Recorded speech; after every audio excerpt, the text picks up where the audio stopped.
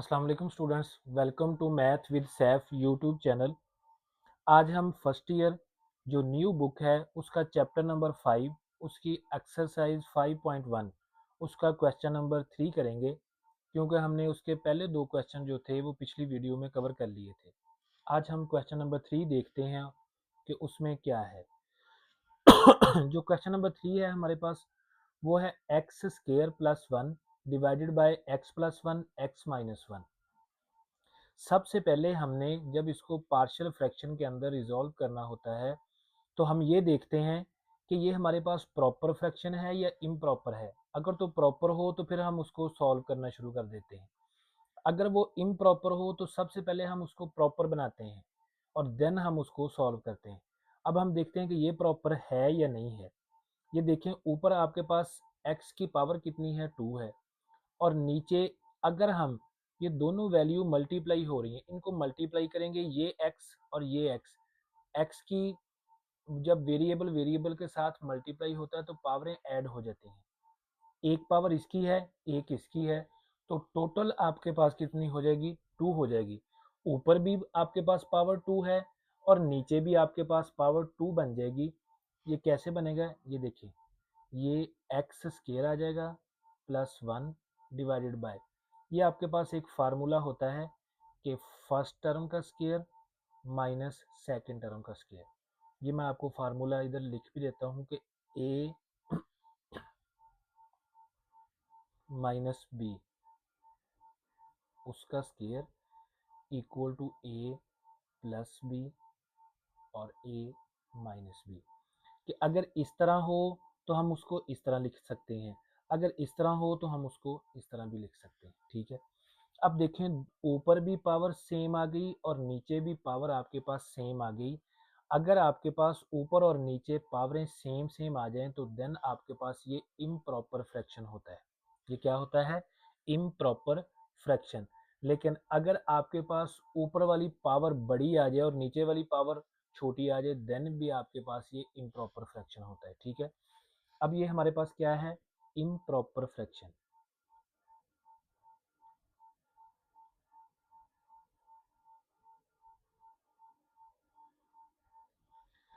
सबसे पहले हमने इसको चेंज करना है किसमें, प्रॉपर फ्रैक्शन के अंदर। अब देखें, ऊपर हमारे पास वैल्यू क्या है, एक्स स्क्र प्लस 1, इसको हमने डिवाइड कर देना है नीचे वाली वैल्यू के साथ, एक्स स्क्र माइनस 1 के साथ। अब हमें ऊपर क्या चाहिए, ठीक है, यहाँ पे हमें एक्स स्क्र चाहिए। इस वैल्यू को हम किसके साथ मल्टीप्लाई करें कि हमारे पास एक्स स्क्र आ जाए, हम 1 के साथ ही मल्टीप्लाई करेंगे तो हमारे पास एक्स स्क्र आ जाएगा। 1 जब इसके साथ मल्टीप्लाई होगा तो ये क्या बन जाएगा, एक्स स्क्र, माइनस का माइनस वैसे ही, 1 ने जब 1 के साथ मल्टीप्लाई होना तो 1। ठीक है, ये प्लस माइनस प्लस, ये कैंसिल हो जाएगा, ये 1 है और एक 1 ये हो गया, 2 हो गए, तो टोटल कितना बन गया आपके पास, 2। ठीक है, अब हमने इसको लिखना कैसे है, ठीक है, x square plus 1 divided by x plus 1 x minus 1 equal to, जो हमारे पास ऊपर वाली वैल्यू है उसको शुरू में लिख लेना है, प्लस जो नीचे है इसको ऊपर, और जिसके साथ हमने डिवाइड किया है वो वैसे की वैसे ही, x प्लस 1 और x माइनस 1। मैंने आपको पहले बताया कि ये जो एक्स स्क्र माइनस 1 है इसको हम इस तरह भी लिख सकते हैं। इस तरह हमने इसलिए लिखा है ताकि हम इसकी पार्शियल फ्रैक्शन जो है वो इजी वे से कर सकें। अब आपने लेट कर लेना है, क्या लेट करना है, late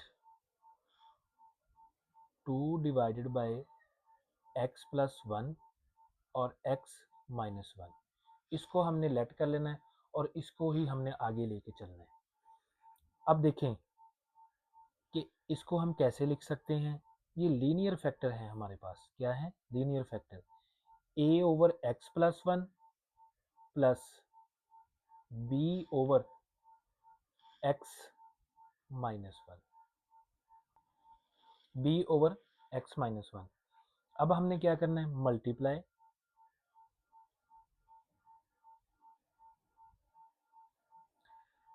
on both sides by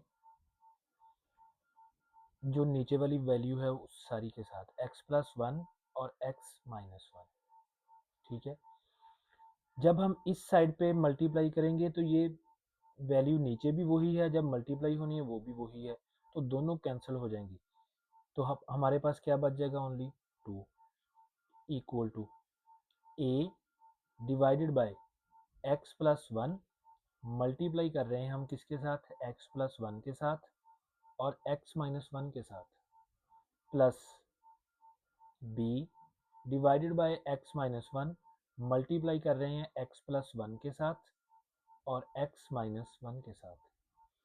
ये x+1 के साथ x+1 कैंसिल, ये x-1 के साथ x-1 कैंसिल, बाकी क्या बच गया हमारे पास, 2 equal to a x-1 plus b x+1। इसको हमने इक्वेशन नंबर 2 का नाम दे देना है, इक्वेशन नंबर 2।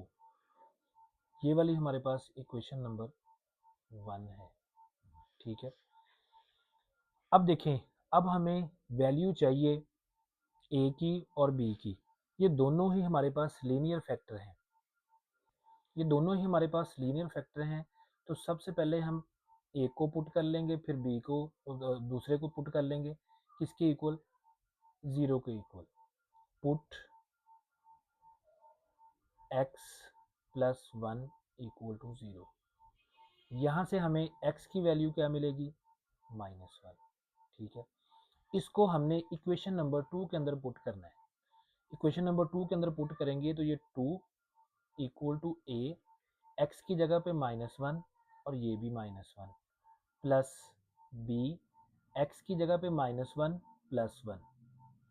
अब ये 2 बच गया और ये भी क्या आ गया, -2a, और ये वाली टर्म क्या हो जाएगी, 0। ठीक है, अब हमें किसकी वैल्यू चाहिए, हमें तो a की वैल्यू चाहिए।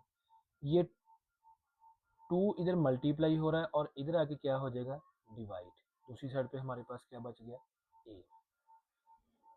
फाइनली a की वैल्यू हमारे पास क्या आ जाएगी, -1 और इक्वल टू क्या आ जाएगा, a। ठीक है, अब इसी तरह हमने दूसरी जो लीनियर फैक्टर है उसको पुट कर लेना। दूसरा लीनियर फैक्टर क्या है हमारे पास, पुट x-1 इक्वल टू 0। ठीक है, यहाँ से अगर हम x की वैल्यू निकालेंगे तो वो क्या आ जाएगी, 1। इसी तरह इसको भी इक्वेशन नंबर 2 के अंदर पुट कर देना है।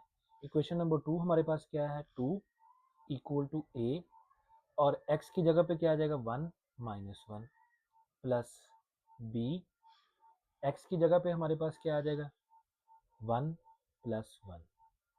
ठीक है, अब ये 2, ये वाली टर्म क्या हो जाएगी, 0, और दूसरी साइड पे हमारे पास क्या बच जाएगा, 1 और 1 कितना हो जाएगा, 2, 2b।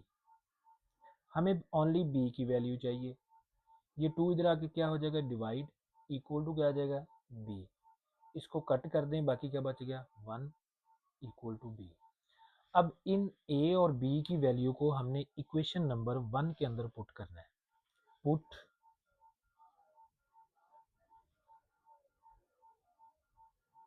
The values of a and b in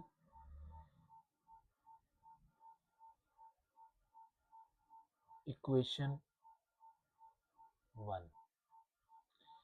equation 1 के अंदर हमने इसको पुट करना है। जब हम पुट करेंगे तो फिर हमारे पास वैल्यू क्या आ जाएगी, 2 divided by x+1 x-1 equal to a की वैल्यू हमारे पास क्या आई, -1 divided by x+1, plus b की वैल्यू कितनी आई, 1 डिवाइडेड बाय x-1। ठीक है, अब हमने इसको लेट किया था, लेकिन हमारे पास जो ओरिजिनल वैल्यू थी वो हमारे पास और थी, अब हम जो लेट किया था उससे पीछे वाली जो वैल्यू थी उसमें सिर्फ और सिर्फ हमारे पास 1 आ रहा था, उस 1 को जस्ट हमने इसके अंदर ऐड कर देना है। कैसे लिखेंगे? 2 divided by x plus 1 x minus 1 equal to 1। ये जो है इधर हमने प्लस लिखना है, ठीक है, लेकिन ये माइनस जो है वो प्लस को क्या कर देगा, minus 1 divided by x plus 1 plus 1 over x minus 1, ठीक है। और ये हमारे पास क्या है, रिक्वायर्ड पार्शियल फ्रैक्शन।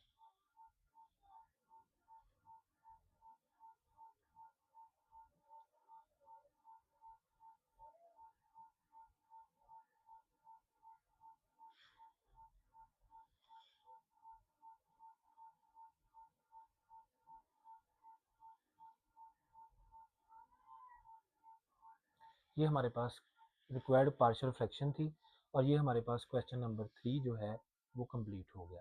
अब हम क्वेश्चन नंबर 4 देखते हैं। जी, ये हमारे पास क्वेश्चन नंबर 4 आ गया, ठीक है। अब हम देखते हैं कि क्वेश्चन नंबर 4 के अंदर क्या है।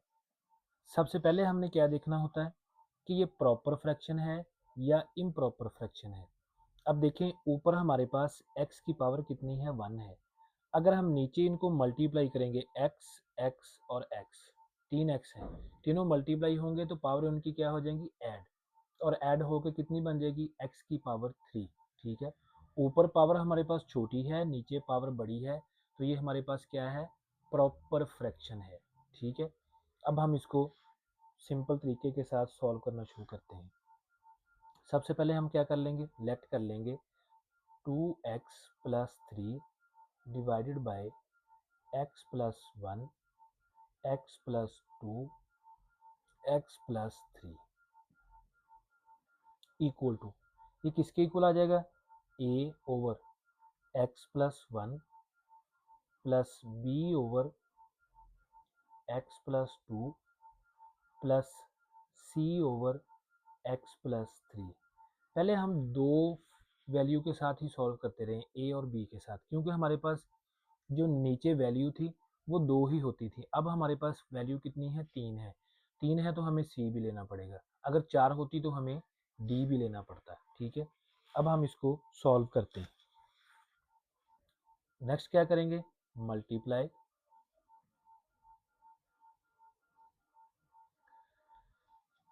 ऑन बोथ साइड्स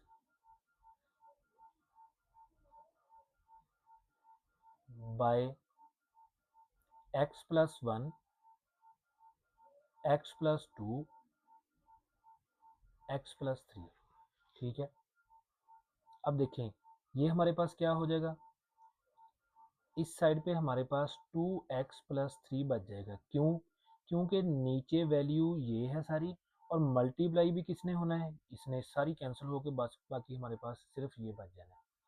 और दूसरी साइड पे a divided by x plus 1, इसके साथ मल्टीप्लाई कर देना है हमने x प्लस 1 को, x प्लस 2 को और x प्लस 3 को, ठीक है, प्लस b आ जाएगा डिवाइडेड बाय x प्लस 2, और इसके साथ भी हमने मल्टीप्लाई कर देना है किसको, x प्लस 1 को, साथ x प्लस 2 को, साथ x प्लस 3 को, ठीक है। और प्लस c हमारे पास आ जाएगा, c में क्या है, x प्लस 3, इसको भी मल्टीप्लाई कर देना है किसके साथ, x प्लस 1 के साथ, x प्लस 2 के साथ, x प्लस 3 के साथ, ठीक है। अब ये देखें, ये x प्लस 1 के साथ ये x प्लस 1 कैंसिल हो गया, x प्लस 2 के साथ x प्लस 2 कैंसिल हो गया, x प्लस 3 के साथ x प्लस 3 कैंसिल हो गया। अब बाकी हमारे पास क्या बच गया, इस साइड पे तो हमारे पास 2x प्लस 3 ही बच गया, और दूसरी साइड पे हमारे पास क्या आ गया, a into x plus 2 x plus 3 plus हमारे पास क्या आ गया, b, ठीक है। बी के साथ क्या आ जाएगा, x प्लस 1 और x प्लस 3, क्योंकि x प्लस 2 जो है वो कैंसिल हो गया, प्लस सी के साथ क्या आ जाएगा, x प्लस 1 और x प्लस 2, x प्लस 3 जो है वो कैंसिल हो गया। ठीक है, इसको हम क्या कह देंगे, इक्वेशन नंबर 2। अब तीनों ही लीनियर फैक्टर हैं, तीनों को हमने बारी बारी इक्वल टू 0 पुट करना है। ठीक है, सबसे पहले हम किसको पुट करते हैं कि put x plus 1 equal to 0। यहाँ से हमें x की वैल्यू क्या मिलेगी, x हमारे पास क्या आ जाएगा, -1। इसको इस इक्वेशन के अंदर हमने पुट करना है। देखें, ये 2 इसकी जगह पे क्या आ जाएगा, -1 प्लस 3 इक्वल टू a, इसकी जगह पे क्या आ जाएगा, -1 प्लस 2, इसकी जगह पे भी क्या आ जाएगा, -1 प्लस 3 प्लस b, इसकी जगह पे भी क्या आ जाएगा, -1 और प्लस 1, इसकी जगह पे भी क्या आ जाएगा, -1 और प्लस 3 प्लस c, इसकी जगह पे भी क्या आ जाएगा, -1 प्लस 1, इसकी जगह पे भी क्या आ जाएगा, -1 प्लस 2। अब देखें, ये हमारे पास क्या बन गया, ये हमारे पास बन जाएगा -2 प्लस 3 इक्वल टू, ये हमारे पास क्या है, a, 2 में से 1 चला गया, बाकी कितना बच गया, 1, 3 में से 1 चला गया, बाकी कितना बच गया, 2। अब ये वाली टर्म भी आपके पास 0 हो जाएगी, क्यों, 1 प्लस का है और 1 ही माइनस का है, ये टर्म सारी 0 हो गई, सारी वैल्यू को 0 कर देगी। इसी तरह ये वाली, एक माइनस का है 1 और एक प्लस का है, ये भी क्या हो जाएगा, 0, हमारे पास ओनली यही बचेगा। 3 में से 2 चले गए, बाकी कितना बच गया, 1 इक्वल टू, 2 ने 1 के साथ मल्टीप्लाई होना है, क्या बच जाएगा, 2a। हमें किसकी वैल्यू चाहिए, a की। ये 2 इधर मल्टीप्लाई हो रहा है और इधर आके क्या हो जाएगा, डिवाइड, ये हमारे पास किसकी वैल्यू आ गई, a की वैल्यू। इसी तरह अब हम किसको पुट करेंगे, जो दूसरा लीनियर फैक्टर है वो क्या है, x प्लस 2 इक्वल टू 0। यहाँ से x की वैल्यू हमें कितनी मिलेगी, -2। इसको हमने इक्वेशन नंबर 2 में पुट करना है। इक्वेशन नंबर 2 हमारे पास क्या है, 2 और x की जगह पे -2 plus 3 equal to a, x की जगह पे -2 प्लस 2, x की जगह पे -2 प्लस 3, b, x की जगह पे -2 प्लस 1, x की जगह पे -2 प्लस 3 प्लस c, x की जगह पे -2 प्लस 1 और x की जगह पे -2 प्लस 2। ठीक है, अब ये कितना हो जाएगा, 2 और 2 4, किस चीज़ के, माइनस के, प्लस 3। दूसरी साइड पे ये देखिए, ये -2 है, ये +2 है, ये टर्म क्या हो जाएगी आपके पास, 0। बाकी हमारे पास क्या बचेगा, b, -2 में से प्लस का 1 चला गया, बाकी कितना बच गया, -1। ये 3 है, 3 में से माइनस के 2 चले गए, बाकी कितना बच गया, 1 प्लस, ये वाली टर्म जो है ये भी 0 हो जाएगी, क्यों, ये माइनस का 2 है, ये प्लस का 2 है, ये कितना बन जाएगा, 0, 0 इसके साथ मल्टीप्लाई होगा तो ये टर्म को 0 कर देगा। ठीक है, बाकी क्या बच जाएगा, 0। अब -4 में से 3 चले गए, बाकी कितना बच गया, -1 इक्वल टू, ये हमारे पास क्या आ गया, b, किस चीज़ का, -1 का, क्योंकि 1 ने 1 के साथ मल्टीप्लाई होना है, 1 ही रहना है, प्लस माइनस माइनस। हमें किसकी वैल्यू चाहिए, b की वैल्यू। ये -1 इधर मल्टीप्लाई हो रहा है और इधर आके क्या हो जाएगा, डिवाइड, माइनस के साथ माइनस कैंसिल, बाकी क्या बच गया, 1 इक्वल टू क्या आ गया, b, ये b की वैल्यू आ गई। अब हम किसकी वैल्यू फाइंड करेंगे, c की। उसके लिए हम क्या पुट करेंगे, हमारे पास जो तीसरा लीनियर फैक्टर है वो क्या है, put x plus 3 equal to 0। यहाँ से हमें x की वैल्यू कितनी मिलेगी, -3। ठीक है, इसको इक्वेशन नंबर 2 के अंदर पुट करेंगे, 2 और -3 plus 3, a, -3 plus 2, -3 plus 3 plus b -3 plus 1 -3 plus 3 plus c -3 plus 1 -3 plus 2। ठीक है, ये कितना हो जाएगा? ये हमारे पास हो जाएगा 3 2 6 -6 प्लस 3। अब ये प्लस 3 है, ये -3 है, ये टर्म ही जीरो हो जाएगी। इसी तरह जो बी वाली टर्म है उसमें भी +3 है और -3 है, ये टर्म भी जीरो हो जाएगी। बाकी हमारे पास ओनली क्या बचेगा? सी। 3 में से 1 चला गया, बाकी कितना बच गया? -2। -3 में से प्लस के 2 चले गए, बाकी कितना बच गया? -1। ठीक है, 6 में से 3 चले गए, बाकी कितना बच गया? -3। ठीक है, और इन दोनों को मल्टीप्लाई करेंगे तो ये हमारे पास क्या आ जाएगा? 2c। हमें किसकी वैल्यू चाहिए? c की। ये -3 2 इसके साथ मल्टीप्लाई हो रहा है, इधर आके क्या हो जाएगा? डिवाइड। ये हमारे पास c की वैल्यू आ गई। अब इन तीनों वैल्यू को हम किस इक्वेशन में पुट करेंगे? इक्वेशन नंबर 1 के अंदर। इक्वेशन नंबर 1 हमारे पास क्या है? 2x plus 3 divided by x plus 1 x plus 2 x plus 3। ठीक है, इक्वल टू क्या है? ए की वैल्यू हमारे पास कितनी आई? 1/2 divided by x plus 1 plus b की वैल्यू हमारे पास कितनी आई है? बी की वैल्यू हमारे पास 1 है, 1 divided by x plus 2 plus C की वैल्यू कितनी आई है? -3 डिवाइडेड बाय 2 और डिवाइडेड बाय एक्स प्लस 3। ठीक है, अब हम मज़ीद इसको सिंप्लीफाई कर लेते हैं। वो सिंप्लीफाई करके हमारे पास क्या आ जाएगा? ये 1, ये 2 कहाँ पे चला जाएगा? नीचे, x प्लस 1। यहाँ तक भी आपका आंसर ठीक है। अगर आप यहाँ तक सॉल्व करते हैं ये भी ठीक है।